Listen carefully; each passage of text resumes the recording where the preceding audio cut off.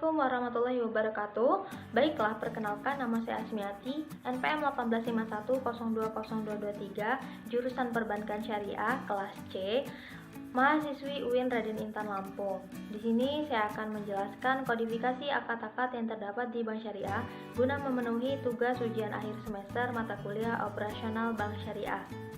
Bank Syariah adalah intermediasi antara pihak yang kelebihan dana dengan pihak yang kekurangan dana, yang mana operasionalnya sesuai dengan syariat Islam yang berpedoman teguh pada Al-Quran, hadis, ijma, dan qiyas, yang mempunyai 3 fungsi utama. Yang pertama ada penghimpunan dana, yang kedua ada penyaluran dana, dan yang ketiga ada pelayanan jasa. Yang pertama ada penghimpunan dana. Penghimpunan dana adalah aktivitas perencanaan, pelaksanaan, dan pengendalian terhadap dana yang diperoleh dari masyarakat, yang mempunyai 3 produk utama. Yang pertama ada giro syariah, yang kedua ada tabungan syariah, dan yang ketiga ada deposito syariah. Yang pertama ada tabungan syariah. Tabungan syariah adalah simpanan yang penarikannya hanya dapat dilakukan menurut syarat tertentu yang disepakati. Nah, di dalam produk ini akad yang digunakan adalah wadiah dan mudorobah. Kemudian ada giro syariah. Giro syariah adalah simpanan yang penarikannya dapat dilakukan setiap saat menggunakan cek atau bilet giro. Akad yang digunakan di dalam produk ini adalah akad wadiah dan akad mudorobah. Kemudian yang terakhir ada deposito syariah. Deposito syariah adalah simpanan yang penarikannya dapat dilakukan pada waktu tertentu berdasarkan perjanjian nasabah dan bank. Akad yang digunakan di dalam produk ini adalah akad mudorobah. Yang kedua ada penyaluran dana. Penyaluran dana adalah menjual kembali dana yang diperoleh dari penghimpunan dana dalam bentuk simpanan, yang mana produk-produk yang terdapat di dalamnya adalah pembiayaan atas dasar akad mudorobah. Pembiayaan atas akad mudorobah ini menggunakan akad mudorobah, mudorobah mutlaqoh, dan mudorobah muqayyadah.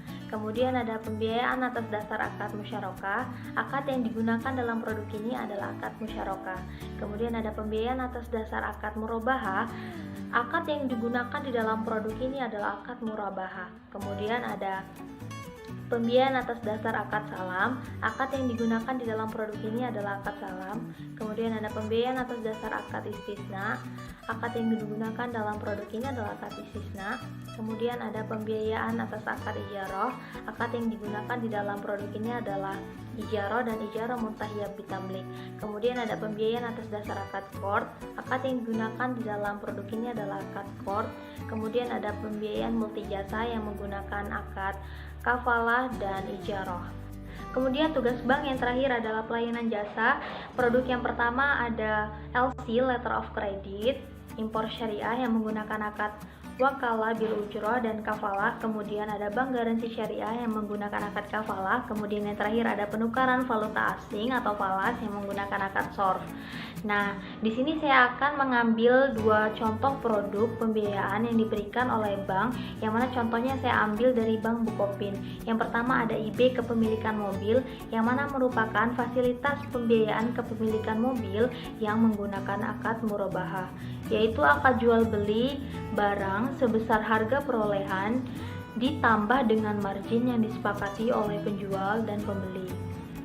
Nah, manfaat yang didapatkan dari IB kepemilikan mobil ini adalah persyaratannya sangat mudah dan prosesnya sangat cepat, angsuran tetap selama jangka waktu pembayaran, dan kemudian angsuran disesuaikan dengan pendapatan, kemudian uang muka relatif rendah, dan margin yang kompetitif.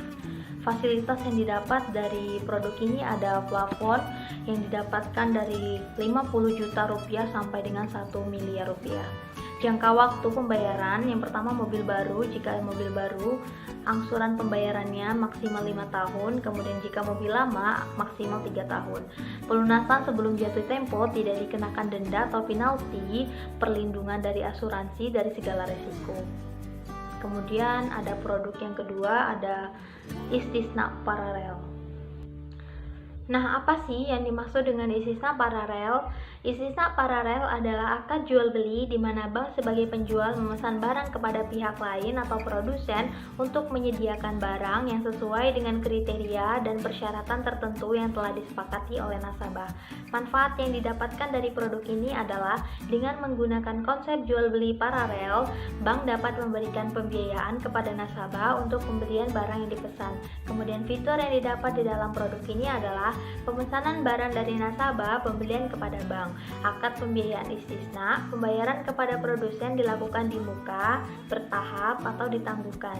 Kemudian syarat dan ketentuannya adalah diperuntukkan bagi nasabah berorangan dan nasabah yang mempunyai badan usaha seperti CV, koperasi, dan yayasan.